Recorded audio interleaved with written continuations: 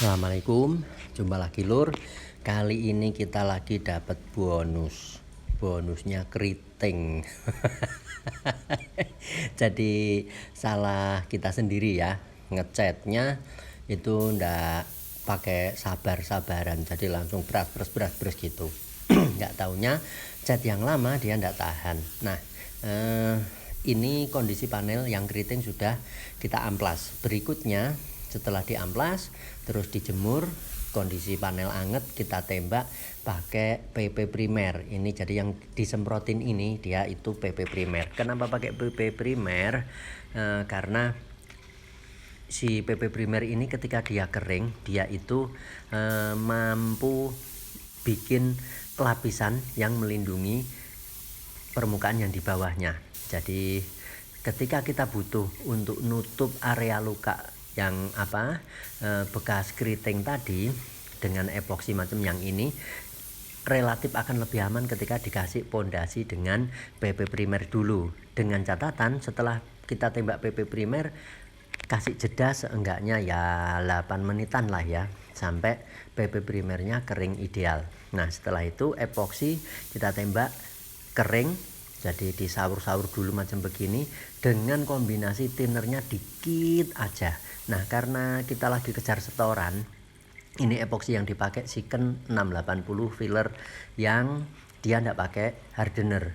Sebenarnya pakai Siken ini dia relatif berisiko karena ini epoksi PU, dan kalau dikasih thinner yang PU juga itu resiko bikin malah muncul keriting juga. Tapi ketika dikombinasi dengan thinner yang cepat kering, misal thinner spesial dan thinnernya dikit, ukuran dikitnya kira-kira ya 20% dari jumlah epoksinya, ini terus ditembak mode kering begini sudah relatif aman dengan dikasih jeda antar lapis kurang lebih ya 5-10 menit. Nah ini masih ada sisa kayak lubang-lubang bekas keritingnya, karenanya kita butuh plamir dempul macam begini. Dengan sebelumnya epoksi kita jemur seenggaknya 15-20 menit. Nah enaknya pakai Siken ini dia cepat kering macam gini.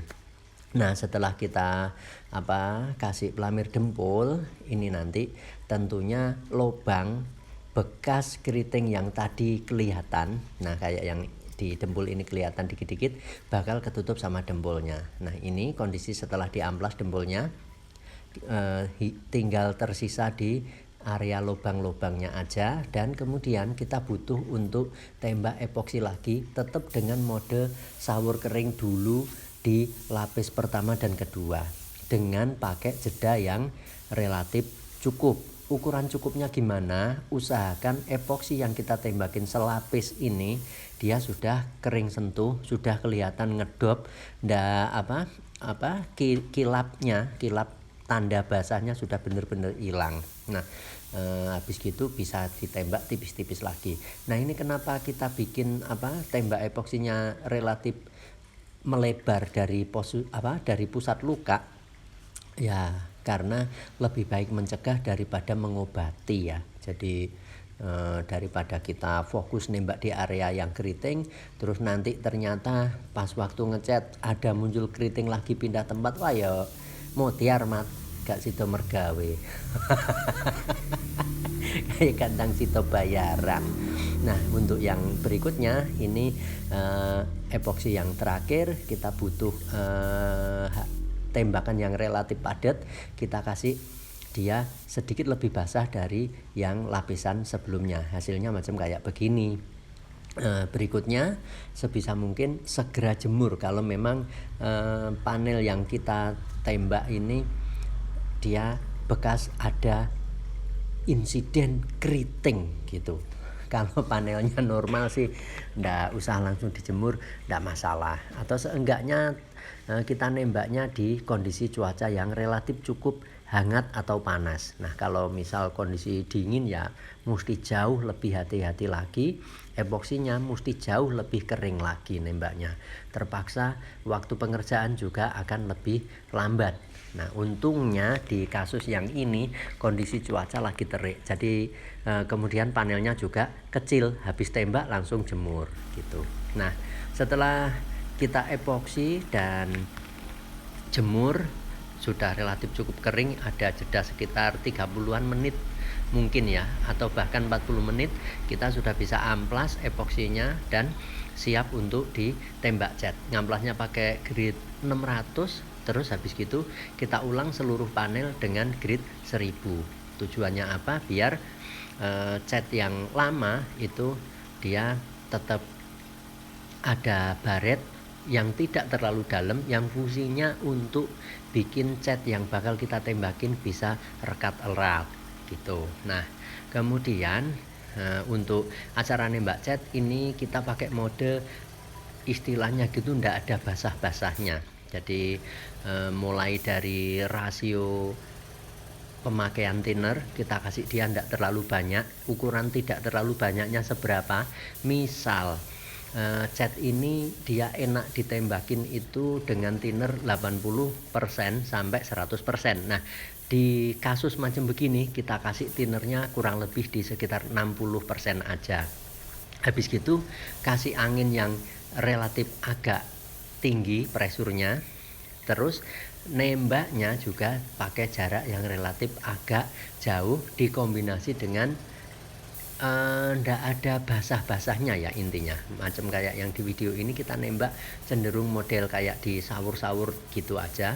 Jadi ndak sampai kelihatan basah kuyup gitu ngecatnya, untuk minimalisir munculnya keriting lagi. Jadi kalau misal ini sampai keriting lagi, wah yo sido langsung golek panadol sak wedange. Oke, meski tanpa jeda yang terlalu lama, kalau thinnernya dikit, kemudian kita nembaknya cenderung relatif kering, optimis sih untuk keriting yang model ringan begini. Bukan, jadi ukuran keriting ringan itu seperti apa? Bukan keriting yang karena bahan baku cat yang lama itu kualitasnya kurang bagus, bukan, tapi karena kesalahan kita. Ini tadi sebenarnya kesalahan saya sendiri waktu nembak yang pertama, yang sebelum keriting itu saya nembaknya lagi males proses kalem-kalem, jadi langsung saya tembak basah, jebret tanpa flash off, dan thinnernya kita kasih normal, jadi 80 sampai 100% mungkin. Nggak taunya di beberapa titik ada yang dia nggak tahan. Nah, oke, setelah 2 lapis kita tunggu jeda sekitar 5 sampai 8 menit ya, atau bahkan 10 menit. Terus ini lapis terakhir kita tembakin cat, tetap pakai mode ndak basah, jadi kelihatan itu partikel cat yang nempel ke panel dia cenderung langsung kelihatan ngedop. Kenapa? Karena memang nembaknya tipis-tipis dan relatif cukup kering. Kalau kita nembaknya ada basah-basahnya, meskipun cat itu langsung tetap ada kelihatan kilap selama dia masih basah, dan akan ngedop setelah dia kering. Nah, tapi kalau mode tembaknya model kering begini, dari pertama kita tembakin itu langsung panel kelihatan ndak seberapa ada kilapnya. Jadi ya antisi sapi ya toh. Jangan sampai kejadian keriting lagi. Oke, urusan pengecatan beres, kita sudah bisa lanjut untuk tembak clear coat. Tapi tetap kita tunggu jeda ya. Ini kita kasih jeda sekira 30 sampai 40 menit buat kehati-hatian. Nah, setelah itu kita hajar clear coat. Nah, ketika waktu dicat dia itu relatif aman, tidak ada gejala keriting, waktu nembak clear coat kita bisa pesta balas dendam. Kalau waktu ngecat kita mesti hati-hati. Nah, waktu clear coat ini pesta pora, gampangnya gitu lur, obat stres ya toh. Tembak model jebret langsung basah, ndak masalah. Yang penting thinnernya dikit. Ini clear yang kita pakai Hardwell 414 Ultimate Clear. Thinnernya kita kasih, kalau dari TDS itu 414, seingat kami thinnernya cuman dikasih sekitar 41 1,5-an, atau pokoknya enggak sampai 412, di bawahnya 412. Tapi kira-kira ya paling dikit 41 1,5 gitu. Jadi relatif cukup kental clear coat-nya kita kombinasi pakai setting spray gun-nya full wide open, pattern buka pol, jarum buka pol. Anginnya kita kasih ya pokoknya sekenceng mungkin, dengan catatan dia sudah bisa dapat hasil tembakan yang cukup halus jerukannya, tapi ndak over. Jadi maksudnya ndak over, kencengnya angin itu ndak over. Kalau over nanti bolong tengah, malahan bikin hasil tembakan juga relatif cukup kering. Kenapa? Karena semakin banyak angin sama dengan semakin kering. Oke, mode yang kita pakai untuk nembak clear coat-nya one visit application, one flag attack ya, kalau kata Kang Coli dan the gang.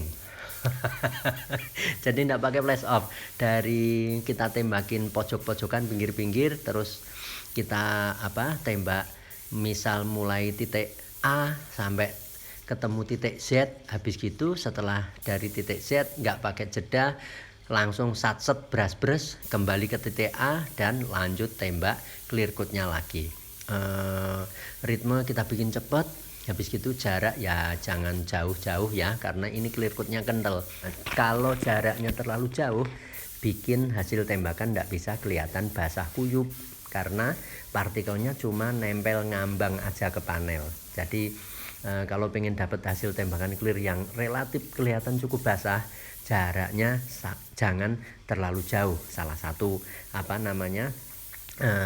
teknis aplikasi yang harus diperhatikan, karena ketika jarak makin jauh sama dengan daya hantam partikel ke panel jadi semakin berkurang. Jadi pakai rumus tekanan ya kalau tidak salah ya, semakin jauh jarak yang ditempuh akan mengurangi daya hantam. Jadi jarak sama dengan hambatan. Oke, ini sudah tuntas dan alhamdulillah selamat mat.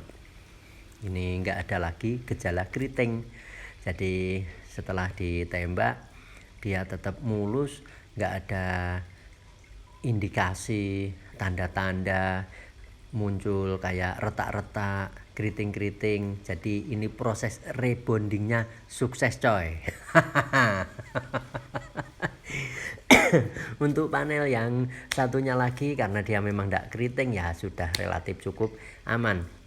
Yang paling jadi perhatian adalah di panel yang ujung sana tadi, yang paling dekat dengan dengan kamera ya. Kalau yang panel ini aman karena basicnya juga tidak ada masalah. Panel kecil ini juga aman, nggak ada masalah. Nah, yang di panel ini sebenarnya yang agak kita was-was. Ternyata dengan teknis aplikasi dan tahap pengerjaan seperti yang kita sampaikan, ini alhamdulillah ya, sekali lagi selamat ngono lho mat. Jadi mungkin teman-teman ada yang suka pusing dengan kasus macam begini, mungkin tip dan langkah kerja macam ini akan ada guna dan manfaatnya. Oke. Nah, setelah kita tunggu beberapa jam, jadi kita nembak clear ini selesai sekitar jam 1:15 siang mungkin ya. Akhirnya ini kondisi habis maghrib, jadi habis buka puasa, kita lihat sudah tidak ada gejala keriting yang muncul. Jadi kalau misal panelnya belum beres, biasanya setelah proses pengeringan tetap ada kayak kerut-kerut kecil-kecil gitu di bawah di bawah clear coat-nya. Biasanya muncul dari lapisan cat. Nah, ini selamat. Tapi tidak taunya ini tangan saya kotor habis pegang gorengan kayaknya. Jadi kelihatan ada noda nempel di panel ini. Oke, tidak masalah, besok kita bakal poles. Karena ada juga beberapa debu nempel, biar lebih perfect hasil kerjaan tetap kita poles. Oke lur, sekian dulu perjumpaan kali ini. Semoga ada guna dan manfaat. Jumpa lagi di next kesempatan. Assalamualaikum.